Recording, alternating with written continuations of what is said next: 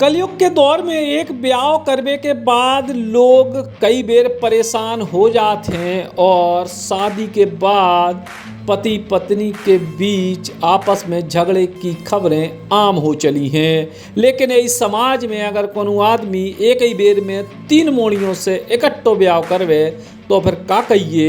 जा कहानी है मध्य प्रदेश के आदिवासी अंचल अलीराजपुर की। इते 15 साल तक 3 प्रेमिकाओं के संग लिव इन रिलेशन में रहते एक शख्स और इस दौरान उनके 6 बच्चा भी हो गए।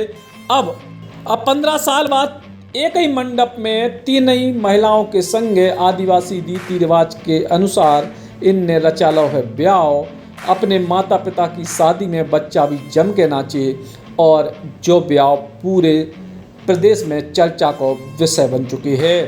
युवक युवती अगर एक दूसरे को पसंद करत हैं तो पूरी आज़ादी के संगे रह सकत हैं। ई के लाने तात्कालिक तौर पे विवाह को कोनो बंधन नहीं है और पसंद मिलवे पे एक से ज़्यादा पत्नियों के संगे भी रह सकत हैं। ऐसा ही एक मामला सामने आओ है अलीराजपुर के नानपुर में।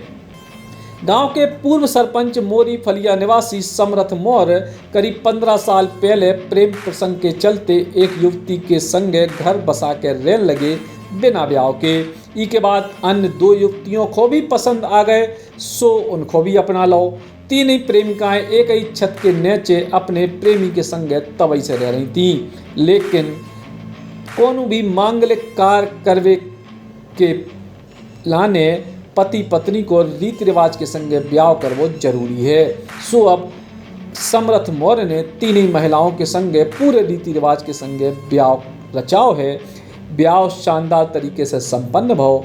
एक ही आमंत्रण पत्र बटे जी में 3 ही पत्नियन के नाम संगे लिखे थे।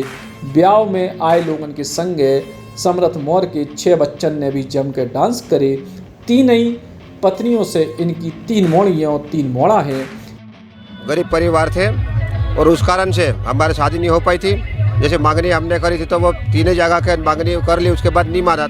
उसलिए शादी हमारा जो कुल देवी पूजाती है हमारे वो तिलक नहीं लगता। और हमारे घर में जो बच्चे बच्ची है और कोई को भी शादी हुई जब तक फेरे नहीं घूमता उनको अंदर नहीं जान देते।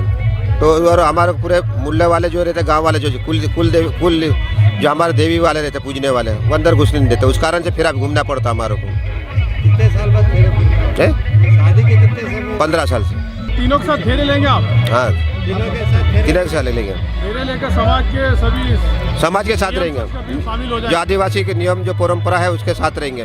जो हमारे आदिवासी में अगर भगा के लड़की ले जाते तो उसके बाद हल्दी नहीं लगती, उनके तो अभी हल्दी लगना सब चालू हो जाएगी। कोई भी कारोबार आप किसी कार्य करेंगे तो वहाँ रुकेंगे नहीं, हम शुभ काम में भी हम रहेंगे। दरअसल भारतीय संविधान को अनुच्छेद 342 आदिवासी समाज की प्राचीन संस्कृति और रीति रिवाज को संरक्षण प्रदान करते है और यही के तहत बहुविवाह की जा परंपरा सालों से जारी है, अब भी चल रही।